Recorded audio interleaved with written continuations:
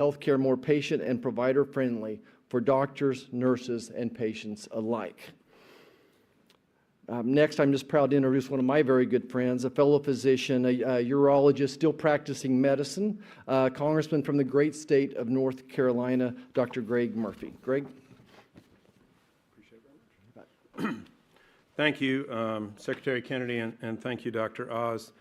How did we end up here?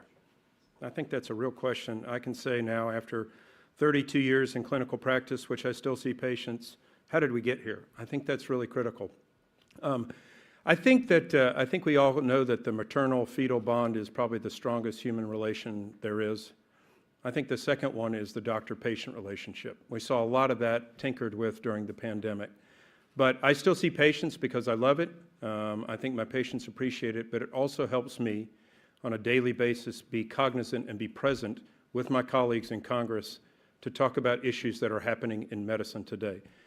Just like Dr. Marshall, I have had innumerable episodes where patients call back crying or patients call back upset that their insurance company would not allow things, would not allow a treatment plan that I, as their trusted physician, have recommended. How did that happen? How did we get to that spot? Because, guys, that is basically putting somebody between the doctor and the patient. An opaque person in a cubicle which has a list of things that they are allowing and not allowing. How did we get here? We got here with 2 or 3 different ways. One is, I'm always happy to put the blame where it is. I do think we have some physicians that overorder tests. I do. I have younger partners, and I say to them, why are you doing that? Is it going to change patient care? Just because you want to know is not an answer. So there is some blame, and I'm happy to point this out on the physician community for over-ordering things. So I think we have to get, in part of our calculus, better taught in medical school and in residencies, why are you doing this? Why are we doing this? But that's not where I'm going to put the major blame. Sadly enough, we have people that take a good system. They're honored to be able to provide insurance coverage for all of America, for patients. But sadly enough, maybe in some boardrooms or in some other rooms, we've had people to say, how can we game the system? How can we get more money rather than deliver the money to the people who provide the care? You know, I think these are great. I would add one. I don't know how many times I've had to stop my clinic or stop in the operating room and talk to another person about denial of care.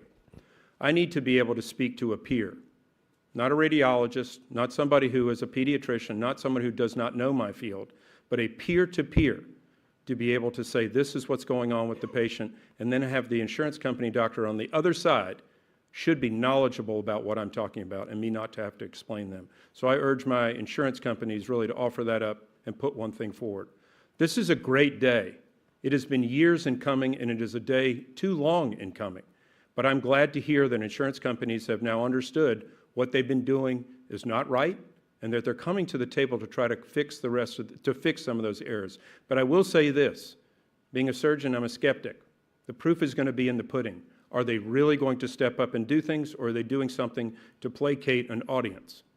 We're going to hold them to the fire continually to make sure they're doing what they're saying they're going to do and provide and get out of the room, get out of the space between the doctor and the patient, and let the doctor deliver the good care that they know how to do. Thank you very much. Thank you, Secretary Kennedy.